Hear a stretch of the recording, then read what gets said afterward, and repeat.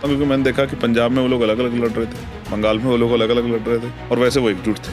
लोकसभा चुनाव के इस समय से ही उत्तर प्रदेश की नगीना सीट चर्चा में बनी हुई थी और लोकसभा चुनाव में नगीना सीट से चुनाव जीतने के बाद आजाद समाज पार्टी के मुखिया और सांसद चंद्रशेखर आजाद इन दोनों सुर्खियों में बने हुए हैं। चंद्रशेखर ने जिस तरह से बीजेपी और इंडिया अलायंस और बहुजन समाज पार्टी को मात देते हुए जीत हासिल की, उसकी हर तरफ चर्चा हो रही है। इस जीत के बाद उनके हौसले बुलंद हैं।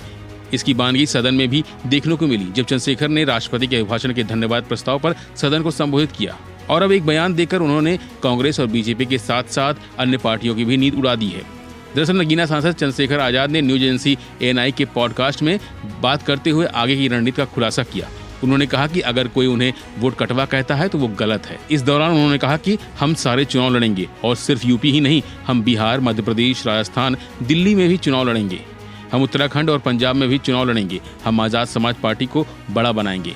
हम आजाद समाज पार्टी के लीडरशिप देंगे। मेरी जीत से देश में लाखों लोग एक्टिव काम कर रहे हैं, उनके अंदर भी एक उम्मीद जगी है। उन्होंने कहा कि हमारी पार्टी की रणनीति साफ है, जिसकी जितनी संख्या भारी उसकी उतनी हिस्सेदारी के आधार पर उम्मीदवारों का चयन होगा। हमने उपचुनाव में यूपी की 4 सीटों पर प्रभारी बना दिए गए हैं। देश में किसी एक धर्म या जाति के चुनाव नहीं जीत सकता। देखिए, मेरे हिसाब से समाजवादी को ज्यादा फायदा हुआ, क्योंकि फील्ड में रहता हूं तो बड़े पैमाने पे मुस्लिम लोगों ने इस बार कांग्रेस को वोट देने का मन बना लिया था पार्लियामेंट में। अगर ये अलायंस नहीं होता तो ये वोट कांग्रेस को जाता, इसमें कोई दो राय नहीं।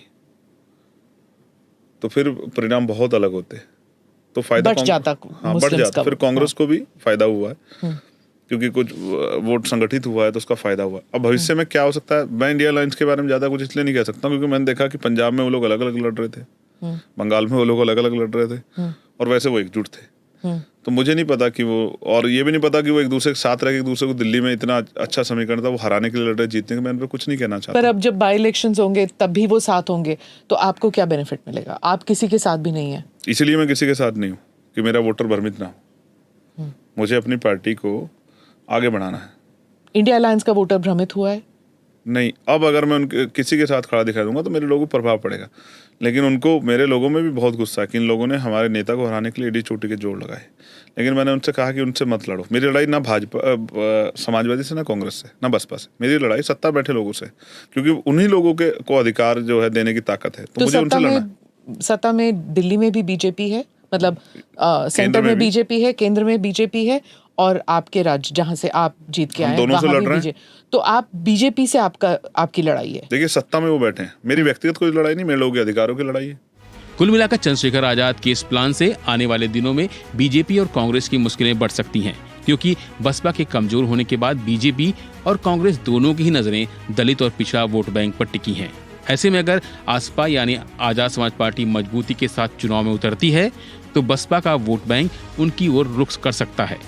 यही नहीं, वो जिस तरह से मुस्लिम मुद्दों को भी उठा रहे हैं, ऐसे में बड़ी संख्या में मुस्लिम भी उनके साथ दिखाई दे सकते हैं, जिस पर काफी समय पहले से कांग्रेस और समाजवादी पार्टी की नजर है। लिहाजा चंद्रशेखर आजाद की पार्टी जितनी मजबूत होगी, वो कांग्रेस और भारतीय जनता पार्टी के लिए उतना ही मुसीबत खड़ा करेगी, और इसका नुकसान भी इस बार लोकसभा चुनाव में वो उठा चुके हैं, जब नगीना से चंद्रशेखर के खिलाफ बीजेपी और इंडिया गठबंधन दोनों ने अपने प्रत्याशी उतारे थे, लेकिन जीत चंद्रशेखर आजाद की हुई। फिलहाल इस खबर में इतना ही। बाकी अपडेट लिए बने रहिए वन इंडिया हिंदी के साथ।